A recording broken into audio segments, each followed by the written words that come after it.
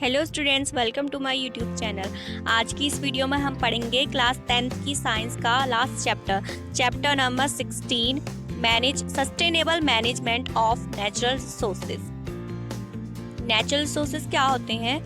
जैसे कि forest, wild life, water, कोल, petroleum, soil, air, ये सब नेचुरल रिसोर्सेज हैं जो ह्यूमन मेड ना हो, नेचुरली हमें मिले हों, जो गॉड गिफ्टेड हो, उनको हम नेचुरल रिसोर्सेज बोलते हैं।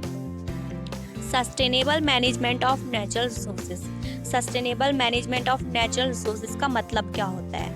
इसका मतलब होता है to conserve the resources, use them efficiently and to avoid their misuse for individual purpose. इसका मतलब होता है हमें रिसोर्सेज को कंजर्व करना चाहिए, हमें उन्हें बचाना चाहिए, जितनी ज़रूरत हो उतना ही यूज़ करना चाहिए, उनका मिसयूज़ या ओवर यूज़ नहीं करना चाहिए अपने फ़ायदे के लिए। हमारा संस्कृत के फ्रेज में कहा जाता है वसुदेव कुटुंबकम, जो कि महानिषद में मेंशन है, महानिषद में है ये। इसका मतलब होता है the entire earth is one family. हमारा जो इंडिया है उसके कल्चर और ट्रेडिशंस कुछ ऐसे हैं कि हम अपनी जो हमारे जो नेचर है, वाइल्ड लाइफ है, इन सब से बहुत ज़्यादा प्यार करते हैं। गाय की हम लोग पूजा करते हैं, हवा को हम पवन देव बोलते हैं, और पीपल की ट्री की हम क्या करते हैं, उसकी भी पूजा करते हैं। मतलब हम अपने जो नेचुरल रिसोर्सेज हैं जो गॉड गिफ्टेड हैं, उनका अच्छे से यूज़ करते हैं। ये हमारा कल्चर हमें सिखाता है। गंगा एक्शन प्लान, जिसको हम GAP भी बोलते हैं, ये 1985 में स्टार्ट किया गया था। ये एक मल्टी करोड़ प्रोजेक्ट है जो कि इसलिए स्टार्ट किया गया था क्योंकि गंगा रिवर जो है उसके वाटर की क्वालिटी बहुत ज़्यादा बेकार हो गई थी, इसीलिए ये स्टार्ट किया गया था ताकि उसके गंगा के पानी की क्वालिटी और ज़्यादा बेकार ना हो। आगे है कॉलीफॉर्म। कॉलीफॉर्म क्या होता है? ये एक बैक्टीरिया का ग्रुप है जो कि ह्यूमंस की इंटेस्टाइन में पाया जाता है, ह्यूमंस की आंतों में पाया जाता है, जिसकी जो पानी में अगर पानी में चला जाता है तो उससे कंटामिनेट होकर बहुत सारी ऐसे डिजीज़ फैलाने वाले माइक्रो ऑर्गेनिज्म बन जाते हैं, और जिसकी वजह से पानी में रहने वाली कई सारी मछलियाँ और भी छोटे मोटे जो जीव जंतु होते हैं उनको बहुत ज़्यादा नुकसान होता है, या उनकी पूरी प्रजातियाँ ही ख़त्म हो जाती हैं। वाटर का pH बेकार हो जाता है, और हमें गंगा रिवर का तो हम पानी भी पीते हैं, जिससे कि ह्यूमंस में भी बहुत सारी डिजीज़ होने का डर रहता है। नमामि गंगे प्रोग्राम जो है PM मोदी ने चलाया था जून 2014 में। अब है 5 आवर्स। 5 आवर्स क्या है? 5 आवर्स से हम अपने इन्वायरमेंट को सेव कर सकते हैं। 5 आवर्स का मतलब होता है refuse, reduce, reuse, repurpose and recycle. Refuse मतलब जो चीज़ आपको चाहिए नहीं, आप उसके लिए पहले ही मना कर दो। Say no to things that you don't need. Reuse का मतलब है, रिड्यूस का मतलब है यूज लेस, मतलब हमें कम से कम यूज़ करना चाहिए। हमें जैसे जो इलेक्ट्रिसिटी है उसको वेस्ट नहीं करना चाहिए। अगर हमें लाइट नहीं चाहिए, हमने खाली ऐसी जला रखी है, हम पंखे के नीचे नहीं बैठे हुए, हमने पंखा बस ऐसे ही खोल रखा है, पानी का नल हमारा लीक हो रहा है, उससे पानी वेस्ट हो रहा है, मतलब हमें कम से कम यूज़ करना चाहिए। हमें जितना चाहिए उतना ही यूज़ करना चाहिए, यूज़ लेस, कम यूज़ करना चाहिए। रीयूज़ का मतलब होता है फिर से यूज़ करना किसी चीज़ को। Use things again and again. जैसे हमने फ्रूटी की कोई बॉटल ली या कोल्ड ड्रिंक ली कोई, तो उसकी बॉटल को हम फेंकने की बजाय उसे हम as a water bottle use कर सकते हैं। या फिर जो एनवेलप्स होते हैं उसको हम एक बार यूज़ करके थ्रो करने के बजाय दोबारा से यूज़ कर सकते हैं। रीपर्पस का मतलब होता है जब एक प्रोडक्ट, मतलब जो उसका ओरिजिनल पर्पस है उसके लिए हम उसे यूज़ ना कर पाएँ, तो हमें थोड़ा क्रिएटिव होना पड़ेगा, हमें थोड़ा सोच के क्रिएटिविटी अपनी दिखाकर उसको किसी और पर्पस के लिए यूज़ करने की कोशिश करनी चाहिए। जैसे कप अगर टूट जाता है उसका हैंडल पकड़ने वाला कप का, तो हम उसमें मिट्टी डाल के उसमें कोई प्लांट ग्रो कर सकते हैं, या फिर और भी बहुत सारी चीज़ें होती हैं जो हम कर सकते हैं। हम क्रिएटिविटी दिखा सकते हैं उसमें अपनी। रीसाइकिल का मतलब होता है कि जो प्लास्टिक, पेपर, ग्लास, इन सबको हम कलेक्ट करके, या फिर मेटल जो भी है कलेक्ट करें, उसके बाद कूड़ा ले जाने वाले आते हैं उनको दे दें, वो क्या करते हैं फैक्ट्रीज में देते हैं उसे, और फैक्ट्री उसे फिर उसे दोबारा से बना के वापस वो मार्केट में ले आती है। तो इससे क्या होता है, वो प्रोडक्ट रिसाइकिल हो जाता है। Why do we need to manage our, manage करने की जरूरत ही क्यों है? हमें पता है all the things we use और consume, food, clothes, book, toys, furniture, vehicles and tools are obtained from resources on this earth. हम जितनी भी चीज़ें यूज़ कर रहे हैं, कंज्यूम कर रहे हैं, ये सब जितनी भी मेंशन है ऊपर, ये सब हम अर्थ से जो हमें रिसोर्सेज मिलते हैं उसी से यूज़ करते हैं। The only thing we obtain from outside is energy which we receive from the sun. हम एक ही चीज़ जो हमें आउटसाइड से मिलती है वो है सन से एनर्जी, और ये है अनलिमिटेड, और बाकी जितने भी अर्थ पे रिसोर्सेज हैं वो सब क्या है, लिमिटेड हैं। As the human population is increasing day by day due to health care improvements but the sources are limited. और ह्यूमंस की पॉपुलेशन तो दिन पे दिन बढ़ती जा रही है क्योंकि हेल्थ केयर में काफ़ी इम्प्रूवमेंट्स आ गए हैं, लेकिन जो रिसोर्सेज हैं वो लिमिटेड हैं। अगर इसी तरह से पॉपुलेशन बढ़ती रहेगी तो सबको रिसोर्सेज बराबर मिलना काफ़ी मुश्किल हो जाएगा, सब लोग यूज़ नहीं कर पाएंगे। If we use them too much then these resources will exploit for coming generation. अगर हम इनका बहुत ज़्यादा यूज़ करेंगे या मिसयूज़ करेंगे तो ये क्या होंगे, आने वाली जनरेशन के लिए बचेंगे ही नहीं। Management of natural resources also mean equal distribution not just for powerful और rich person. Management of natural resources का मतलब ये भी होता है कि हम उन सारे रिसोर्सेज का डिस्ट्रीब्यूशन अच्छे से हो, मतलब सिर्फ वो पावरफुल और रिच पीपल के पास ही ना पहुँचे, हर एक कॉमन पीपल तक वो रिसोर्सेज पहुँचे। अगर हम ऐसे ही मिसयूज़ करते रहेंगे या ओवर यूज़ करेंगे उनका बहुत ज़्यादा, तो वो एक टाइम पे बहुत कम हो जाएंगे और फिर वही लोग उनको ले पाएंगे, वही खरीद पाएंगे जिनके पास पैसे होंगे। And also safe disposal of waste too. Management of natural resource का मतलब ये भी है कि हम उसका सेफ डिस्पोजल करें, मतलब जिससे कि इन्वायरमेंट को नुकसान ना हो हमारे, उसका डिस्पोजल ऐसा होना चाहिए। आगे है forest and wild life. Forest क्या है, बायोडाइवर्सिटी के हॉटस्पॉट्स हैं। स्टेक होल्डर्स को हिंदी में बोलते हैं दावेदार, और दावेदार कौन है फॉरेस्ट और वाइल्ड लाइफ के, the people who live in और अराउंड द फॉरेस्ट। वो लोग जो या तो जंगल के अंदर रहते हैं या जंगल के आसपास रहते हैं। The forest department of the government, और जो गवर्नमेंट के लोग होते हैं जैसे फॉरेस्ट इंस्पेक्टर वगैरह, जो गवर्नमेंट की जो फॉरेस्ट की देख रेख करते हैं। द इंडस्ट्रियलिस्ट, जिनको लकड़ियाँ चाहिए होती हैं फॉरेस्ट या फिर और फॉरेस्ट का और सामान चाहिए होता है as a raw material for their industry. The wild life and nature enthusiast, मतलब जो जीव जंतु और नेचर से बहुत ज़्यादा प्यार करते हैं, जो प्रकृति प्रेमी हैं वो लोग, ये सब क्या है, दावेदार हैं। ये लोग मतलब बचाते हैं जंगलों को, उनको सेफ रखने की बहुत कोशिश करते हैं। जो तेंदू लीव्स हैं वो यूज़ होती हैं बीडीज को बनाने के लिए। जो पीपल हैं जो जंगल के अंदर रहते हैं उनको अपने यूज़ के लिए भी बहुत सारी चीज़ें चाहिए होती हैं, जैसे जितने भी एग्रीकल्चर में जो भी टूल्स यूज़ होते हैं वो लकड़ी के यूज़ होते हैं, और खाने के लिए भी उनको चाहिए होती हैं, लकड़ियाँ चाहिए होती हैं। लेकिन ये लोग क्या करते हैं, सिर्फ फॉरेस्ट से जो लकड़ियाँ होती हैं उनकी टहनियों को काटते हैं, ये लोग पेड़ों को नहीं काटते हैं। तो जो गवर्नमेंट है उन्हें लोकल पीपल को भी जाने देना चाहिए। अब तो जाने देती है, पहले ऐसा नहीं होता था। लेकिन जो लोग हैं ये कोई नुकसान नहीं पहुंचाते हैं। The forest department of the government, ठीक है, फॉरेस्ट डिपार्टमेंट के लोग करते हैं। इंडस्ट्रियलिस्ट जो होते हैं ये डिपेंड नहीं होते किसी एक पर्टिकुलर एरिया पे, इनको बस अपनी लकड़ियाँ चाहिए होती हैं। अगर इनको एक जगह से नहीं मिलती हैं तो कहीं और से ले लेते हैं। जैसे एक साल इनने एक जगह से ट्रीज़ ले ली तो फिर उनको ये मतलब नहीं रहता कि वहाँ पे दोबारा ट्रीज़ ग्रो हुई कि नहीं, क्योंकि वो कहीं और से अब ट्रीज़ अरेंज कर लेंगे अपने लिए। और जो वाइल्ड लाइफ और नेचर के बहुत ज़्यादा क्लोज हैं, बहुत ज़्यादा प्यार करते हैं, वो लोग भी काफ़ी उन्होंने भी बहुत योगदान दिया है कि जिससे वो पेड़ों को बचा सकें। काफ़ी सारे मूवमेंट्स आए जिन्हें हम नीचे पढ़ेंगे, ये सब क्या है, उन्हीं लोगों के एग्जाम्पल हैं कि उन्होंने कितना कंट्रीब्यूट किया है जंगल और फॉरेस्ट मतलब वाइल्ड लाइफ बचाने के लिए। Local people working traditionally for conservation and preservation of forest. जो लोकल पीपल है उनका ट्रेडिशन ही कुछ ऐसा है कि वो कंजर्व करते हैं किसको, फॉरेस्ट को और वाइल्ड लाइफ को लोग प्रिजर्व करते हैं। जैसे बिश्नोई कम्युनिटी है राजस्थान में, ये लोग फॉरेस्ट को और वाइल्ड लाइफ को प्रिजर्व करते हैं, बचाते हैं उन्हें।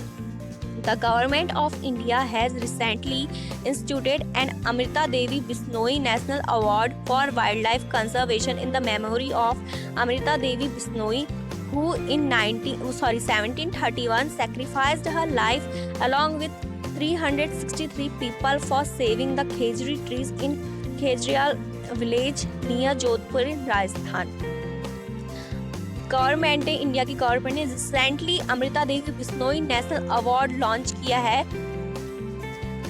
देवी बिश्नोई की मेमोरी में, क्योंकि उन्होंने जो है 1731 में 363 पीपल्स के साथ अपनी लाइफ सेक्रीफाइस की थी खेजरी ट्री को बचाने के लिए खेजरियाल विलेज में, जो कि कहाँ है, राजस्थान के जोधपुर विलेज में।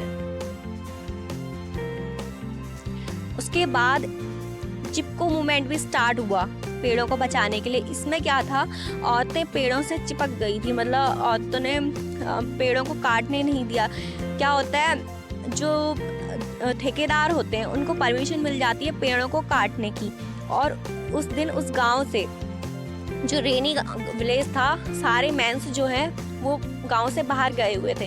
तो जब वो पेड़ काटने आते हैं ठेकेदार, तो वो कहती हैं औरतें बिना डरे उनसे, सारी औरतें पेड़ों को हक कर लेती हैं, उनको पेड़ों को हक कर लेती हैं और पेड़ों को काटने नहीं देती हैं। और फिर उन लोगों को, जो ठेकेदार होते हैं, उनको जाना पड़ता है वहाँ से बिना पेड़ों को काट। 1972 में AK बनर्जी ने जो अपने रूल्स रेगुलेशन थे, जो मतलब फॉरेस्ट डिपार्टमेंट के ये थे रेगुलेशन रूल्स थे कि जो लोकल पीपल है वो फॉरेस्ट के अंदर ना ही आएंगे, ना ही फॉरेस्ट का कोई भी सामान यूज़ करेंगे। मतलब फॉरेस्ट से लकड़ी, घास वगैरह अपने जानवरों को वहाँ चराने के लिए नहीं लाएंगे। लेकिन AK बनर्जी ने इसको क्या किया, थोड़ा सा सुधारा। उन्होंने विलेजर्स को कहा कि वो लोग आ सकते हैं, और उन्होंने विलेजर्स की हेल्प से उन्होंने साल ट्री का जो 1272 हेक्टेयर का जो जगह थी, उसमें फिर से साल ट्री का फॉरेस्ट फिर से बनाया उसे।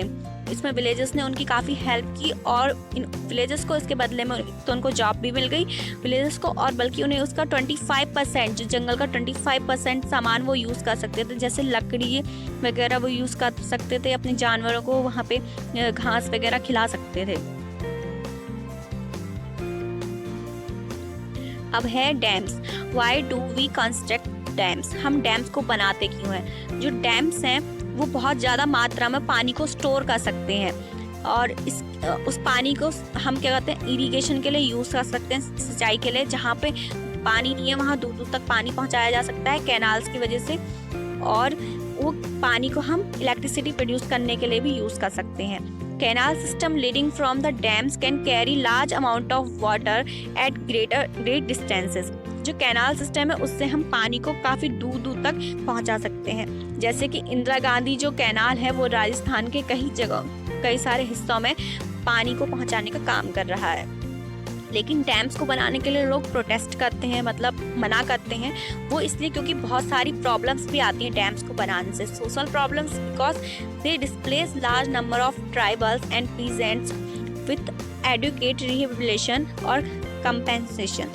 मतलब जो लोग हैं, जो जिनके पास खेती है, जो लोग वहाँ पे रह रहे हैं, जिनकी ज़मीन है, उनको वहाँ से हटाया जाता है। वहाँ पे डैम बन रहा है तो उनको जाना पड़ेगा, लेकिन उनको कुछ मतलब मिलता नहीं है, इससे उनका तो लॉस होता है। उनको अपने खेत भी छोड़ने पड़ते हैं, घर वगैरह सब छोड़ना पड़ता है।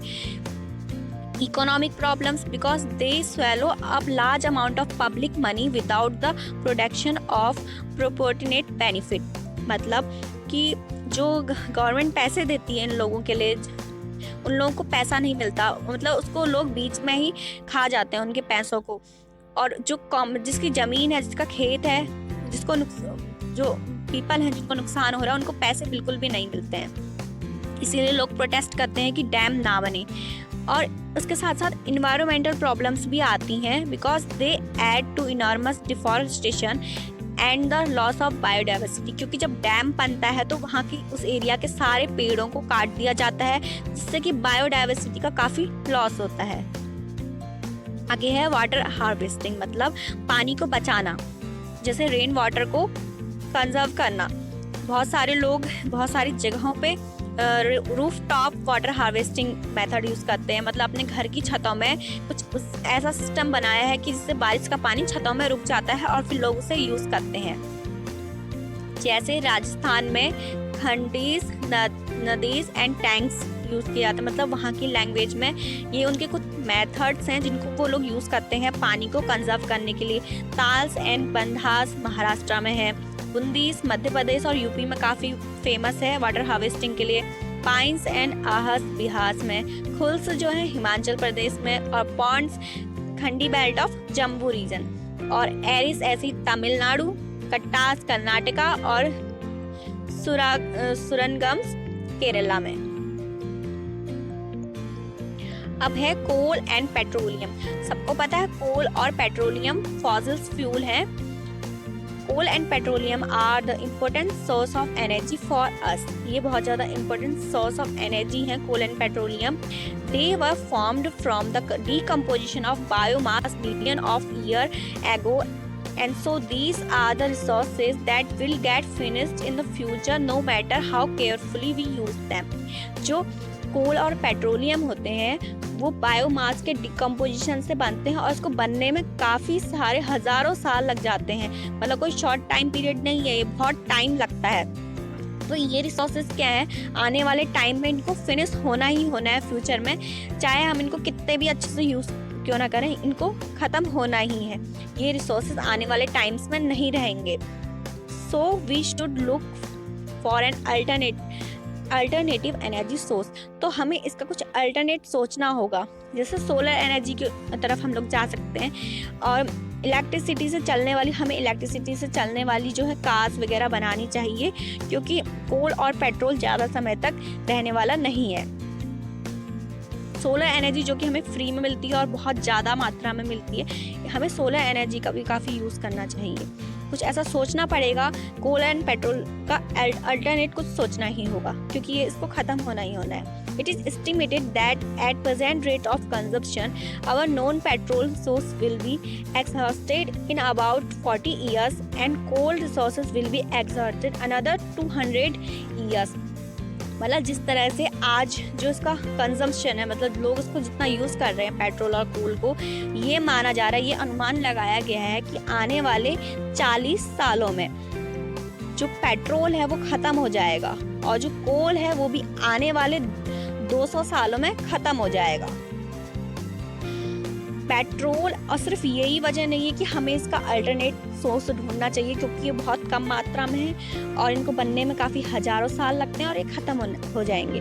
इसका एक वजह ये भी है कि जो पेट्रोल और कोल है उसमें क्या होता है, हाइड्रोजन, सल्फर और नाइट्रोजन होती है, और जब ये बर्न होते हैं तो ये कार्बन मोनोऑक्साइड छोड़ते हैं और साथ में नाइट्रोजन, सल्फर के ऑक्साइड, मतलब कार्बन मोनोऑक्साइड बनती है इससे, जो कि ये सब क्या है, पॉइजनस हैं। नाइट्रोजन, सल्फर के ऑक्साइड जो हैं बहुत ज़्यादा जहरीले होते हैं। और CO2 से क्या होता है, ग्रीन हाउस गैस है ये CO2, इससे ग्रीन हाउस इफेक्ट होता है, मतलब और ग्लोबल वार्मिंग में भी रिजल्ट करता है CO2, जिससे कि क्या होती है, मतलब हमारा जो टेम्परेचर है अर्थ का, नॉर्मल इन्वायरमेंट का, ये काफ़ी एटमॉस्फेयर का टेम्परेचर बढ़ने लग जाएगा, गर्मी बढ़ने लग जाएगी, जिससे जो हिमालय हैं उनमें बर्फ़ पिघलने लग जाएगी, जिससे बाढ़ भी आ सकती है। और कहीं जहाँ पे पानी की कमी है, जहाँ ग्राउंड वाटर कम है, वहाँ से क्या होगा, सूखा पड़ जाएगा और बहुत सारी प्रॉब्लम्स फेस करनी पड़ेंगी लोगों को। IUCN की फुल फॉर्म क्या होती है? IUCN की फुल फॉर्म है international union for conservation of nature and natural resources.